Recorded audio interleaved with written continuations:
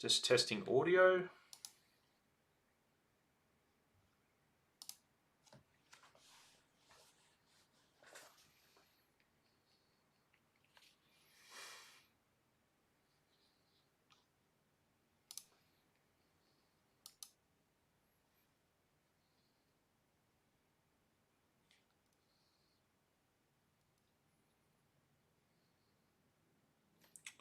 All right. Welcome everyone who's tuned in on this lovely Tuesday night. My name is James Westall and I'm the organizer for the Melbourne Azure Security Meetup.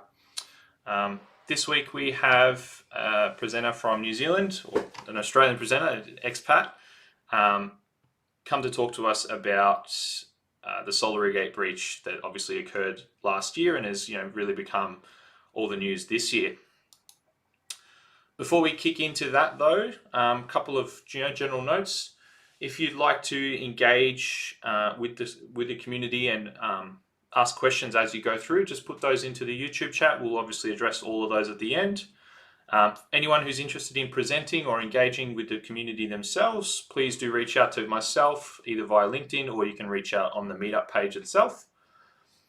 We've scheduled our next event for April 27.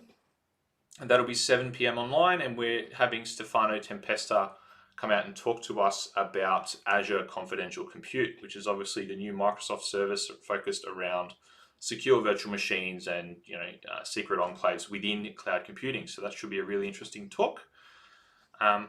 So without further ado, I might pass over to Tim, and we can go from there. Fantastic. Thank you very much, James. So hi everyone, welcome to today's session.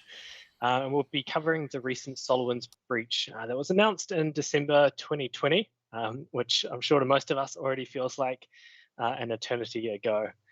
So to start things off, as James mentioned, my name is Tim O'Neill, and I'm not a cat. I'm a cybersecurity and modern work consultant, and here in Melbourne, where I specialize very much in Microsoft technologies on the Microsoft 365 platform, as well as Azure. And if you hadn't picked up from the accent, yes, very much from over the ditch in New Zealand, but I've been in Australia for a little while now, so I probably have been here long enough to consider myself Australian. So today we're going to be going down the rabbit hole of what I find quite a fascinating breach. There's a few different names. Commonly, it's known as the SolarWinds breach. That's what I've described it as throughout the slide, but I've also used other terms that are familiar in the industry. One of the companies that discovered the breach, FireEye, they called it Sunburst. Microsoft called it SolarWinds. CrowdStrike, another cybersecurity company, called it Sunspot. And there's also another part of the malware called Teardrop. But if you hear any of those throughout this talk, they're all referring to the same SolarWinds breach. Sometimes, and I'll explain this as we go through, Sunburst and Teardrop are the names for the different parts of the breach as it goes through the various stages of the attack chain. And this breach is quite interesting from an analysis perspective, just because on the sheer scale of the operation and the very high profile nature of the targets that it had. So today we're going to look at what happened. We'll answer how did it work, who's responsible, and finally the key takeaways will be what can we learn from all of this to take away to our own customers or own environments that we're managing. But first, let's look at who is SolarWinds. Well, they're a popular IT vendor for infrastructure management and monitoring tools. They were founded in 1999, right on the cusp of the 2000s, and they've grown to covering everything from network, application and database management, all the way through to, somewhat ironically, IT security and service management. Overall, they've got about 3,200 employees, so reasonably sizable, over 300,000 customers, and about 1.2 billion Australian in revenue. In US dollars, it's about 940 million US. And the breach that we're looking at today is specifically around the Orion product. And to give you an idea of what the Orion product is, I found this screenshot from the website, but this is pre-breach. As you would almost expect, the Orion name has got bit of a bad taste in some people's mouths. So I noticed a few references to Orion have been removed. But basically, what this was there was an agent that would be installed locally on your servers, and it would communicate back with SolarWinds for a whole bunch of functionality and capability, as you can see here, such as, what's the network quality or monitoring of certain appliances on your network. So it was a very privileged agent. And combine that with the customers of SolarWinds, again, pre-breach, the customers, I think post-breach, the customer list would have changed quite a bit.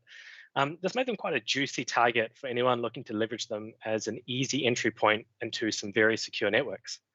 And so speaking of their customers, the real appeal, I think, of SolarWinds was their exposure to US government and military. It's a classic case of their size being used against them. And adding to the appeal of the SolarWinds customer reach, they didn't even employ a chief information security officer or really any senior director of cybersecurity. I think that surprised many, being such a big company, had a big security focus. At least they did on their marketing side, but not so much on the direction and leadership of the company. And actually, in fact, they found that dating back as early as 2017, you could actually get access to SolarWinds infrastructure on the dark web for the right amount of money. So there was already backdoors into SolarWinds that have been dating back a while. And then to make things matters worse, SolarWinds, in the way that they told people to use their product, they weren't really adhering to good security practices either. They would advise customers to disable your antivirus tool before installing their agent. Gives you a bit of an insight as to what sort of privileges and power those management agents had that they installed. Even their antivirus agents didn't trust them most of the time.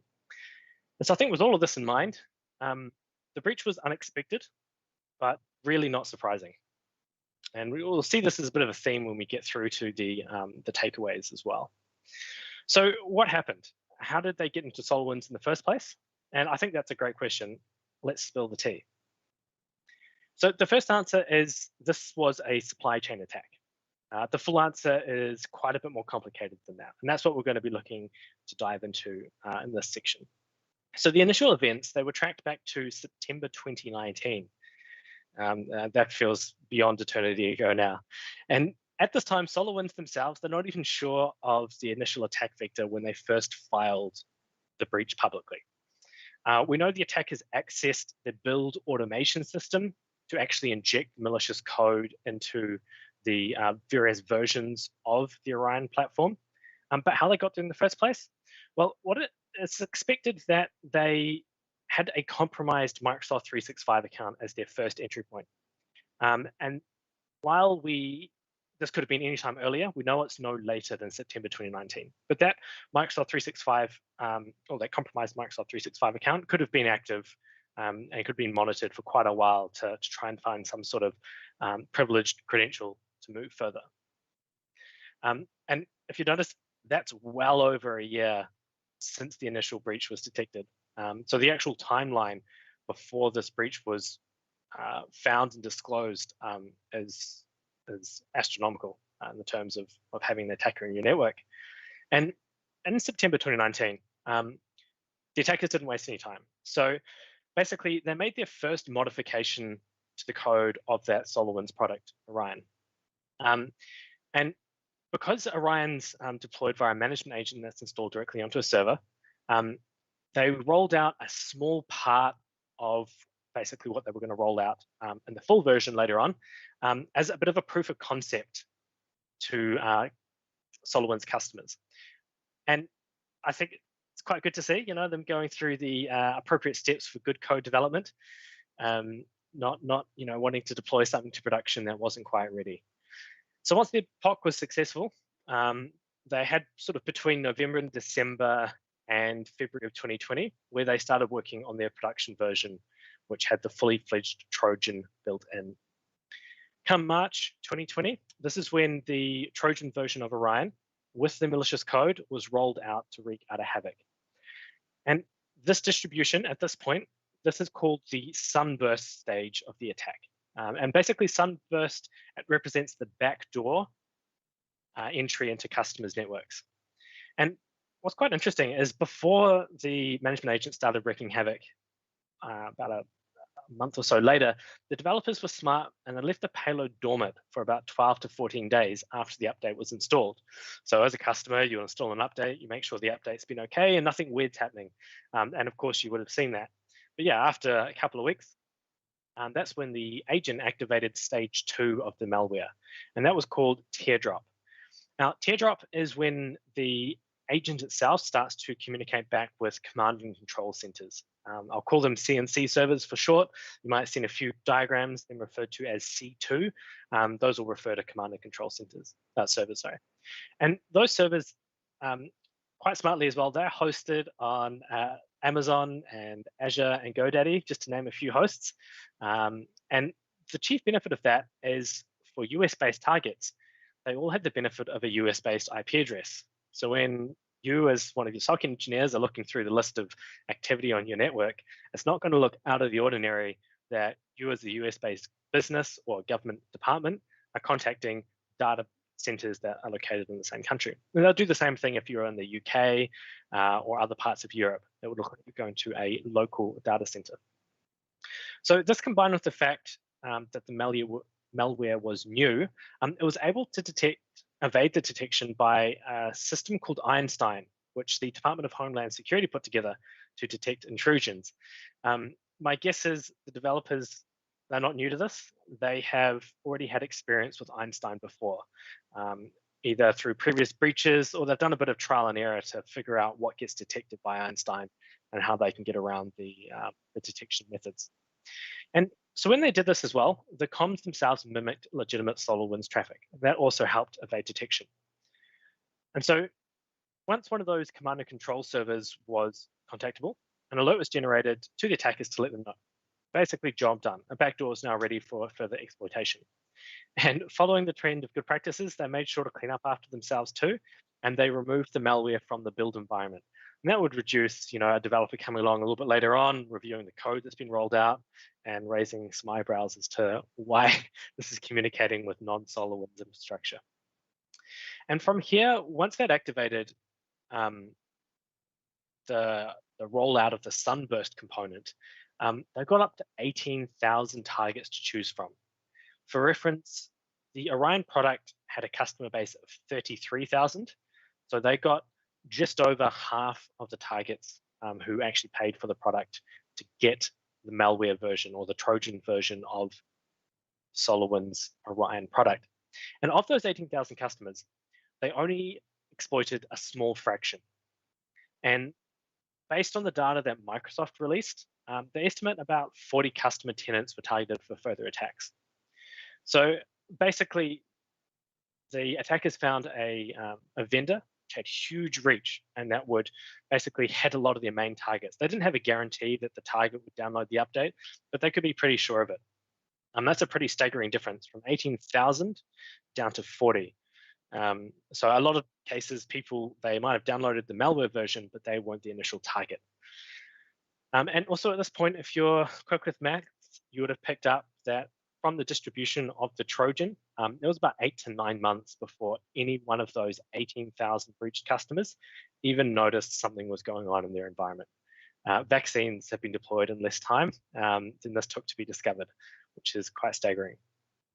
And realistically, they had even longer than 9 months, because once on December 12th, the attack was disclosed, this just raised the alarm. So likely the attackers still have access even to this day.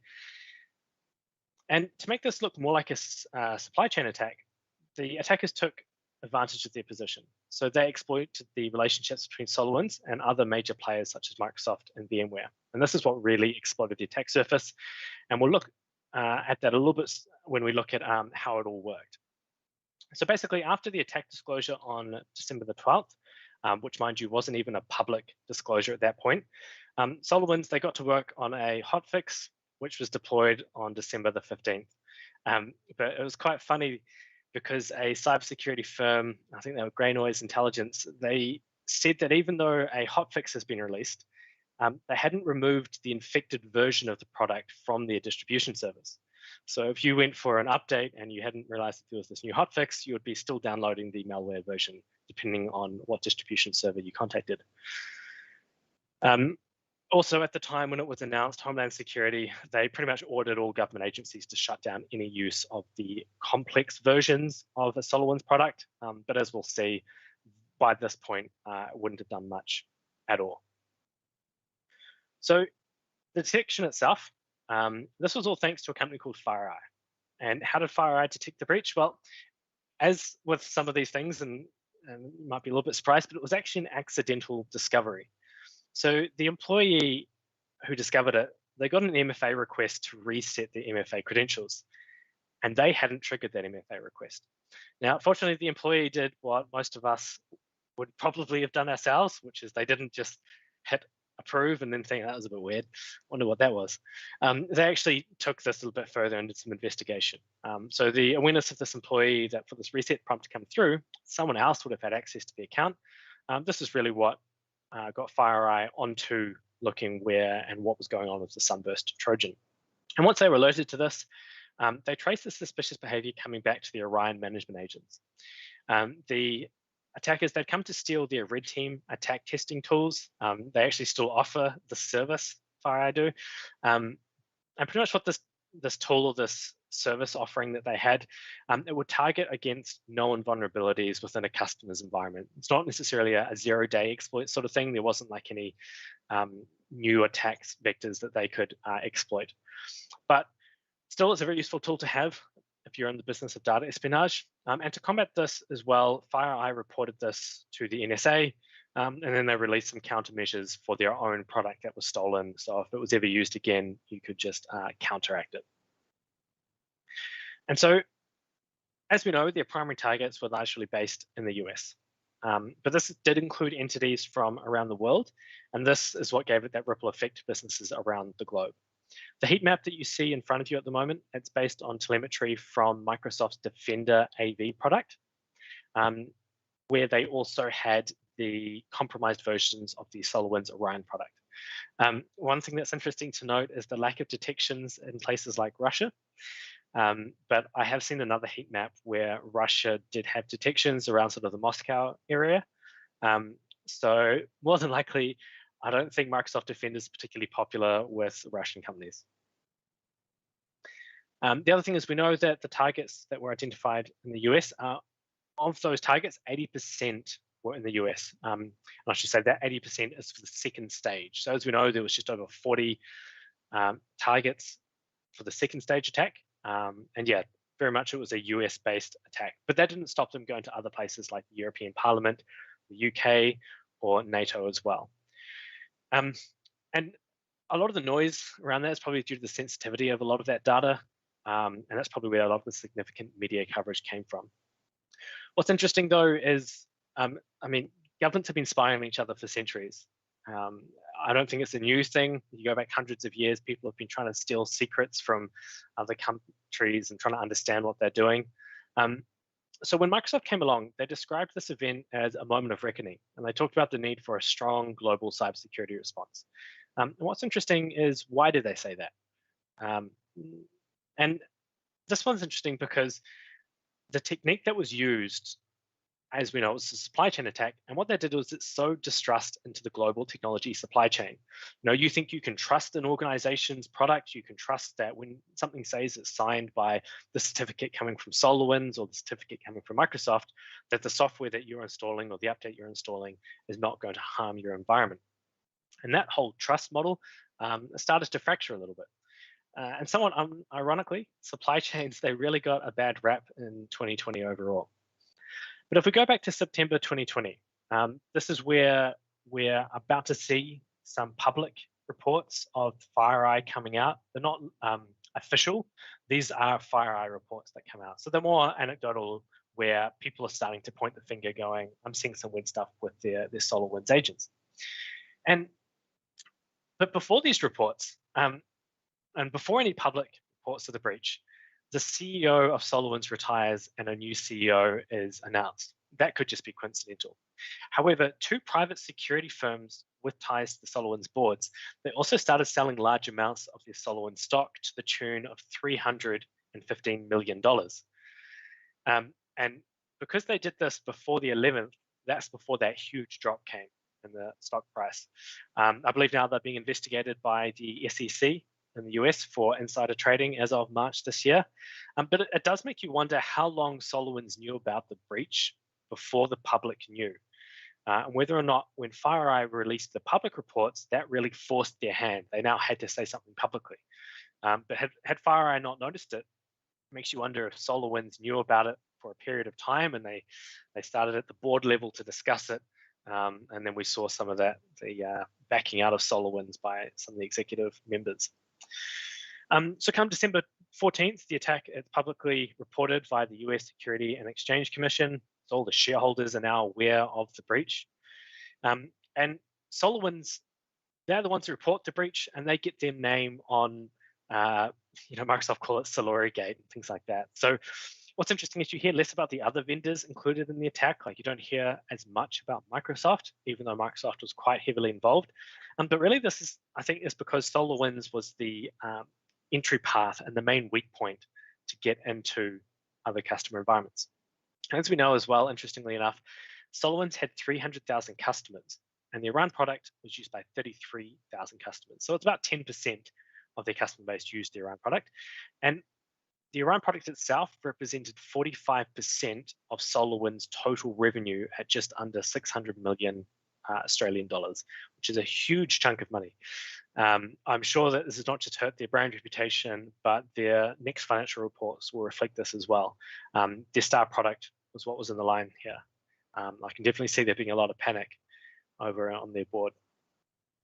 So this is a nice segue into how the attack worked. And so what we'll now look at is the multiple attack vectors used. We know there was that initial access vector, and while that had, I guess, a way for them to get into SolarWinds, that wasn't the most devastating part. We really look at when it became a supply chain attack. And so the supply chain attack component of this whole attack chain is that they use SolarWinds as a springboard to get into other vendors. So you can break this attack down into two parts. Stage one is their initial access to get into SolarWinds. And their stage two is once they're into SolarWinds, they're deploying this agent out into their customers and basically doing hands-on keyboard attacks for their more targeted customers, if you like, of the attackers. So stage one, the process is pretty simple at a high level. They breach SolarWinds, likely via that compromised Office 365 account. They get the Orion plugin, they basically inject it, the Orion plugin with their malicious code with the backdoor that they then publish for distribution to the customers of SolarWinds. Those customers download the malicious update and it stays dormant for a little while before it initiates contact with the command and control servers. So we have this initial entry point or backdoor into SolarWinds customers now created, and this is the first known exploit and jump in the chain, acting as that first springboard. So once they're inside the customer environment, this is where the attack pivoted to the second stage. And this involved installing other tools. One might be familiar with is called Cobalt Strike. This is known as the teardrop stage. And Cobalt Strike, it's just another pen testing tool. Basically, it gets into the environment and it starts identifying other vulnerabilities that they can take advantage of that haven't been patched within the environment. And they'll basically attempt to escalate privilege from there. Now, FireEye, they identified the malware initially in the early days as UNC2452, but it is the Sunburst malware. And through their early investigations, they picked up a number of aspects of how the attack worked. And 5 key behaviors were noticed. So first, the attackers lay low using legitimate and pre-existing credentials. They were bypassing MFA and they're stealing things like SAML tokens to look like legitimate users. Second, the teardrop stage, and this is where they went to hands-on keyboard attacks. And they used the beacon functionality to talk back to CNC servers, but they used the same communication methods to mimic legitimate SolarWinds traffic. The traffic was encrypted so it couldn't be interrogated, and it was going to local data centers within the country of origin where the attack happened. Third, the attackers themselves, they weren't coming from external to the network. It was a backdoor that was happening from within the target's own host environment. Fourth, the IP address. I think it was mentioned before, and this is somewhat helped with the evasion tactics. They are the IP address of the same. The IP address is the same country as the victim. And fifth and final, this one's quite interesting. The files and tasks, they're not persistent. So when they want to execute some of their further keyboard attacks, they basically modify a legitimate program or a scheduled task or a tool that runs locally on the server, and they modify it to execute their malicious code. Once their malicious code has been executed, then they're nice enough and they put the legitimate program or scheduled task back to how they originally found it. So it's temporary modification. It's not something that you can come along later and necessarily pick up. It's quite a good technique to help evade a lot of the typical behavior that an AV engine might look for. So this brings us on to the second stage. As we know, this is where this is a supply chain attack. And now we're going to look at the jump from SolarWinds to more Microsoft-based products. And a variety of credential theft methods were likely used initially. And we know some of them were things like Mimikatz, where it does a memory dump and it grabs the credentials that are used within the memory dump. But another option, and this option was used a little bit later, around September of 2020, and it coincides with another prominent exploit called Zero Logon. This exploit, when it came out, was really, really bad. So I'll quickly touch on what Zero Logon was if you're not familiar with it, and then we'll come back to the slide. So Zero Logon is basically a vulnerability within the NetLogon protocol, where an attacker could compromise the authentication to any machine using pretty much any credential it would like. And this was achieved by first establishing a connection to a domain controller via a NetLogon channel. And that would be done by a brute force attack. And it would take no more than as little as 256 attempts. And that's because the password used was 8 bits. So it would only allow, it could only be one of 256 combinations. Once that connection was established, a successful response would be provided, so they know that they had got into that domain controller. So next, they make a call back to the DC to set their password to be an empty password, and then they can make a proper call to the domain controller using that empty password to basically dump all the hashes within the domain. Once you do this, you can take hold of those legitimate identities using attacks like golden tickets or pass the hash. So ultimately, what this allows you to do is you can harvest pretty much every single valid username and password combination within the network or within that domain. And that included privileged identities. And this breach or this vulnerability is so bad. Basically, the advice from the US government cybersecurity and infrastructure security agency was that you needed to rebuild your entire network from scratch, from the ground up, if you had the Zero Logon exploit. Your domain was completely gone. There was no recovering it at all. So pretty major, especially when you look at the size of some of the customers that got targeted with this. Yeah, so coming back to after they had gained the administrative privileges, they basically want to go to the next step for further on-prem data exfiltration. They could find, basically they could go anywhere on-prem and they could exfiltrate data that way, communicate back with their command and control servers and exfiltrate data that way. But they also wanted to get into the cloud environment, as that's where a lot of the data was being hosted for customers. And so if you had ADFS infrastructure, that's where basically they could come along and they could extract your SAML signing certificate, and then they could create their own identities using that. Or they could simply go and modify one of your existing federation trusts and put their own certificate into that as a trusted identity, and then using their own certificate, they can create identities and things like that. Sometimes as well, the accounts that they compromised on-prem would have had admin rights in the cloud too. So they didn't even need to modify ADFS. That account would have just had the privileges in the cloud and they could have gone from there as well. So this is where it brings us to the cloud. And with that ability to create SAML tokens, they could basically compromise anything in the cloud that was integrated or had part of the federated trust, ADFS. The other option is if you don't have ADFS, this is where they can abuse the API access via existing OAuth applications. They could be service principals, enterprise apps, things like that within your Azure AD tenant. And the common characteristic was a service principal that had the mail.read or the mail.read-write permissions, as this would allow them to look at any mailbox within your environment and start hunting for credentials. And so fortunately for the attackers, this is where the Orion product comes in again. So the Orion product had a connector into Office 365 as a trusted third-party app with those mail.read writes. And through that link, they're able to access all the emails and data within the Office 365 environment. So even if they didn't get access to your domain, let's say you were patched from zero logon, you might be detecting Mimikatz usage, so they couldn't get in there. That's okay, because they can still use that third-party trust or that third-party app that's been approved within your Azure AD environment to access the mailboxes that way and then get credentials.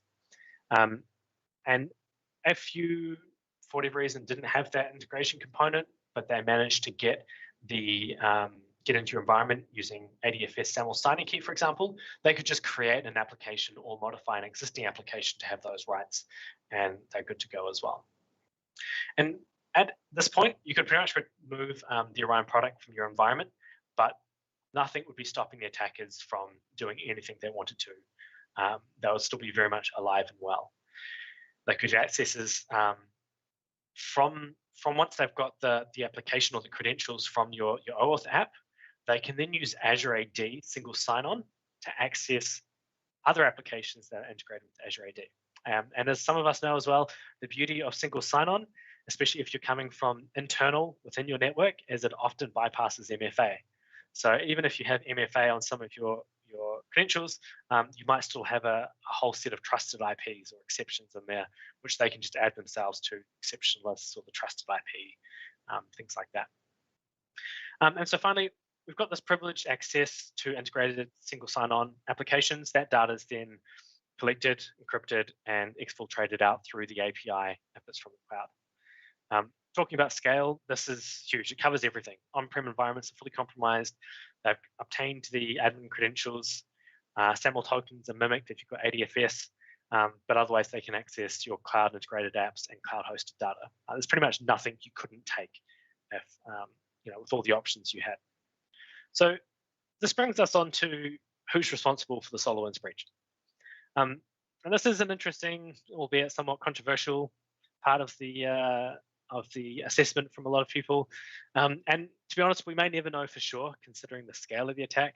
And even today, information is still being gathered. But looking at previous attacks and what was similar, and there's a lot of history that people can rely on to look for characteristics of attacks.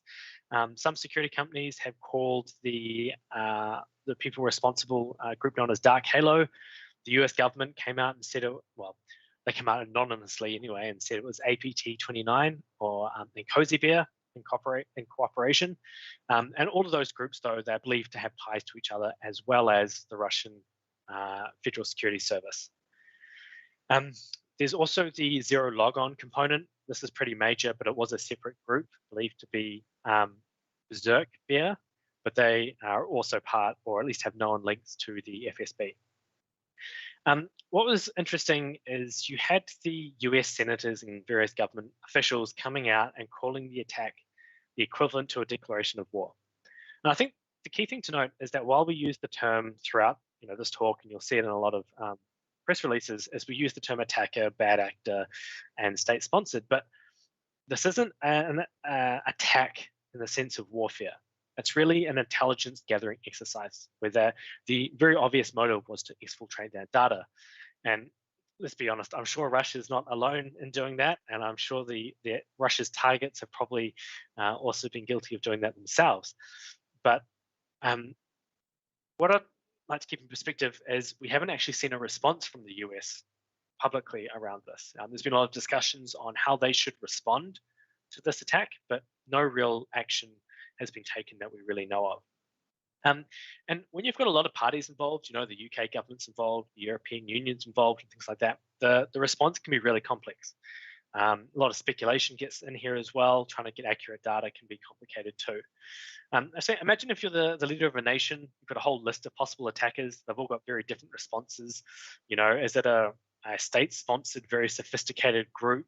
Is it someone who's a bit bored and is really intelligent, smart, but it's not a big group of people? They don't have state-level reasons to go and steal your secrets. There could be a whole bunch of motivations there. But multiply that by the number of involved nations, and they've all got to determine their own responses, and you sort of end up with absolute chaos. It's probably a familiar point too, but I don't think any one individual or single act of negligence led to this point. Sort of a series of security shortcomings all across the board, excuse the pun, but all of that sort of led us to where we are. And this brings us on to the most important part, which is what can we learn? And if you're like me when researching this, there's a huge amount going on here. The attack vectors are pretty complex. The breach itself was very sophisticated, and the attack surface was absolutely staggering. But fortunately, like other attacks that we became aware of and unfortunately very familiar with in 2020, the security hygiene is a lot simpler. So there's 5 key takeaways that we can. Firstly, the vendors who report breaches are probably just the ones mature enough to know about it. It is really a sign of maturity if an organization can detect a breach and then disclose it publicly. And that kind of transparency is invaluable. Communication is really key there. And this basically, the goal of having that open communication is really, really important when it comes to sharing an analysis of threat intelligence for the community as a whole. Often sharing of information of breaches, it can sort of come with you don't want to disclose something because it can tarnish your reputation.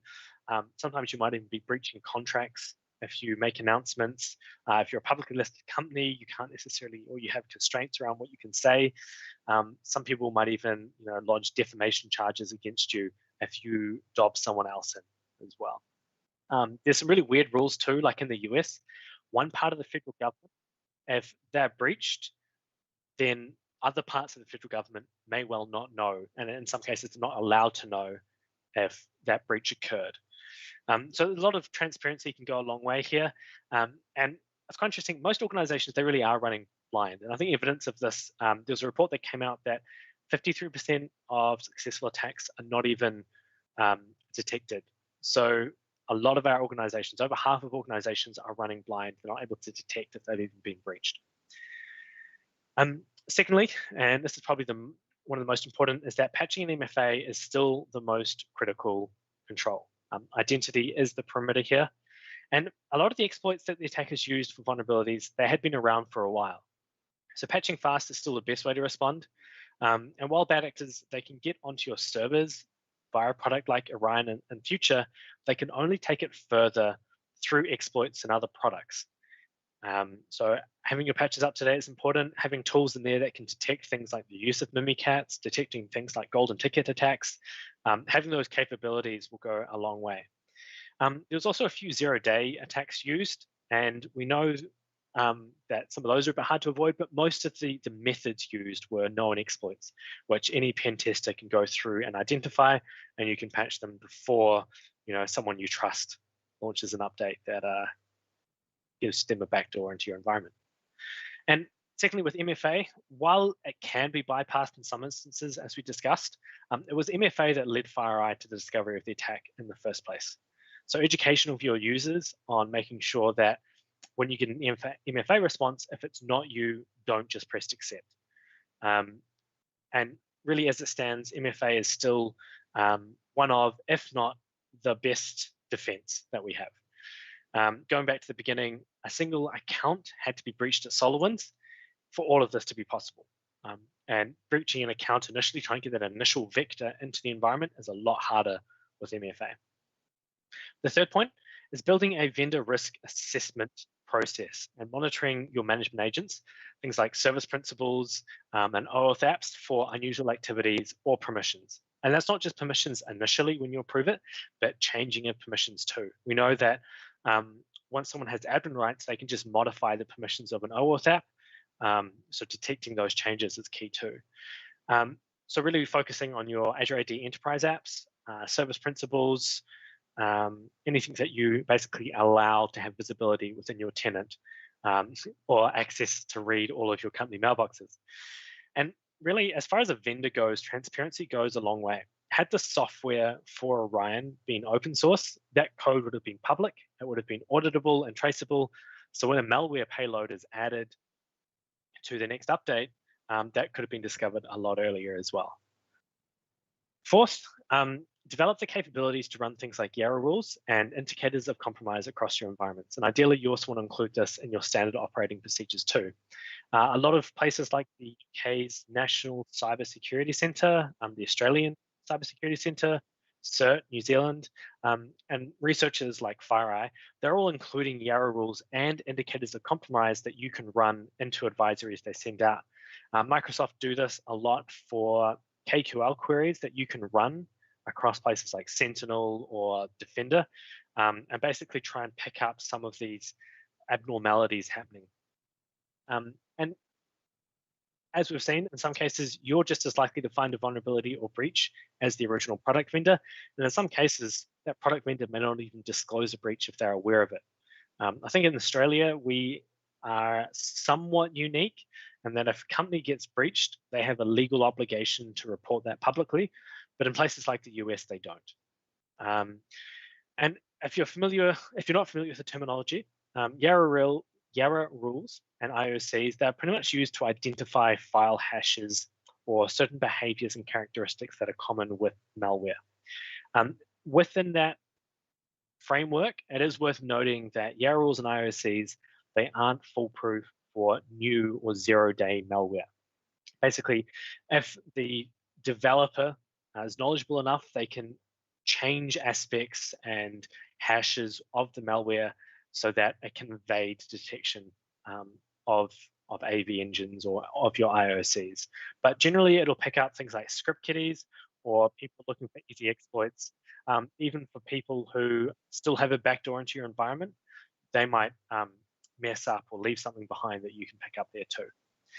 And to back up the importance of early detection, there was an interesting correlation between the time to identify and contain a breach and the average cost of a breach. I think one report suggested that you want to basically aim to detect the breach within 100 days.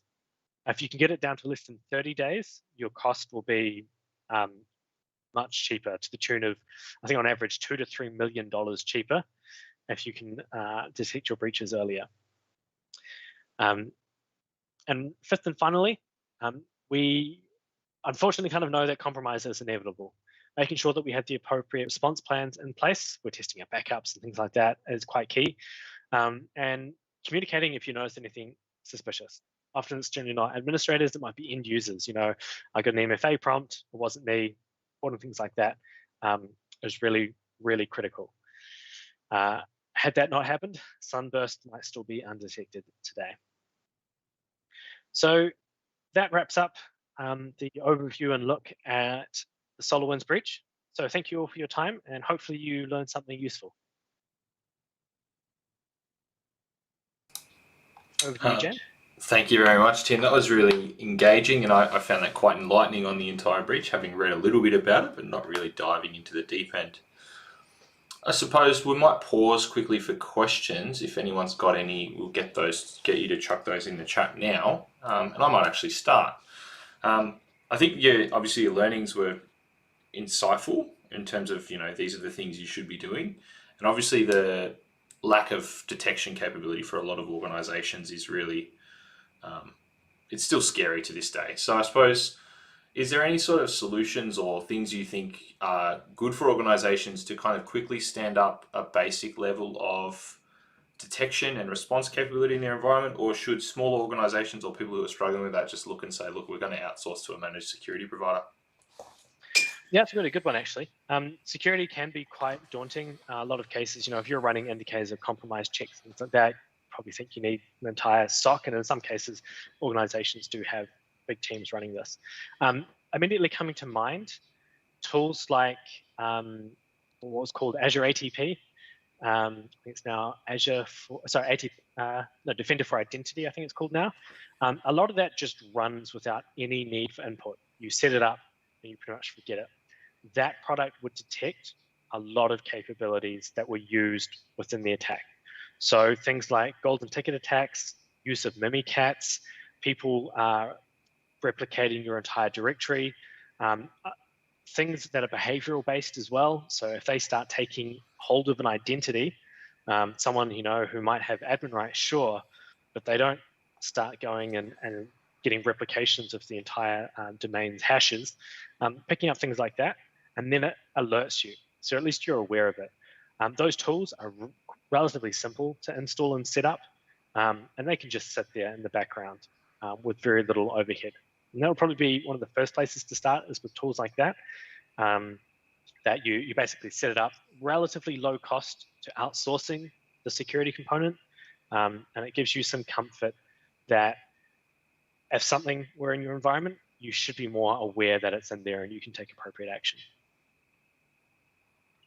Yeah, that's beautiful. That makes perfect sense. So it doesn't look like we've got any more questions, which is good for you, I suppose. You've comprehensive talk. So as always, a big thank you to everyone who's tuned in. We really appreciate, obviously, you taking the time out of your weekday to kind of tune in. The next event will be on the 27th of April. And as always, if you'd like to engage more, please do connect via the meetup page or via LinkedIn. Until next time, everyone, have a lovely